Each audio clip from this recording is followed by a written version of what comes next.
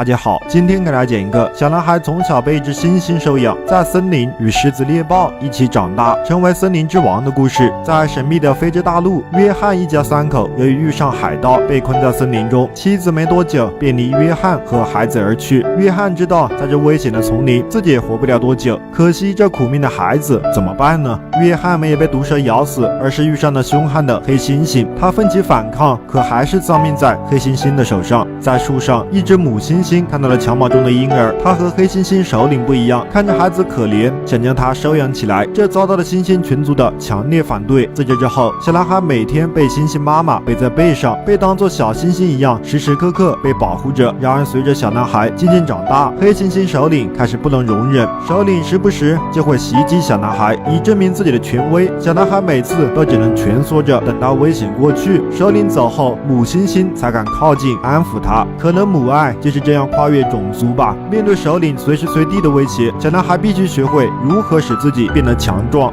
这天在面对花豹进攻时，男孩表现出了勇敢，击退花豹之后，保护了即将被吃的小猩猩，这也让男孩有了在族群生存的权利。然而没多久，在一次土著人的围捕中，一直像妈妈一样照顾男孩的母猩猩死去了，男孩失去了唯一的依靠。自那之后，他离开了猩猩群，独自在森林生活，像野人一样穿梭在丛林中。直到有一天，一个迷路的人类女孩引起了他的注意。女孩看上去一点都不怕他，反倒是对他充满友爱。他爱上了这个善良的女孩，女孩叫波特，是一名动物教师的女儿。他给男孩取名泰山，带着他重新回到了人类社会。10年之后，泰山已经被文明化，继承了父母留下的巨额遗产，只是手掌异常粗大，与一般人不一样。随着各国列强开始瓜分非洲，刚果盆地危将面临灭顶之灾，一切生灵都将被人类摧毁。泰山决定重返森林，保护那片充满危险和回忆的地方。泰山重返非洲草原，连狮子见到他都会友好的与他问好，以对方的方式交流才是草原上和谐的准则。第一批侵略者是以帽子叔为首的勘探队，他们想找到钻石矿，得到最稀有的钻石。波特在赶来的路上被帽子叔给抓到，原来他们是想用波特威胁泰山，找到猩猩部落。泰山重回部落，被当成叛徒，见面便要与黑猩猩首领决斗。这人和黑猩猩肉搏，那肯定是没有胜算。泰山还好捡回一条命，作死的帽子叔开枪袭击猩猩，遭遇猩猩们的报复，与人类展开激战。幸好泰山及时赶来，救下了黑猩猩部落。没多久，人类派出了全副武装的军队，准备从海路一举踏平森林。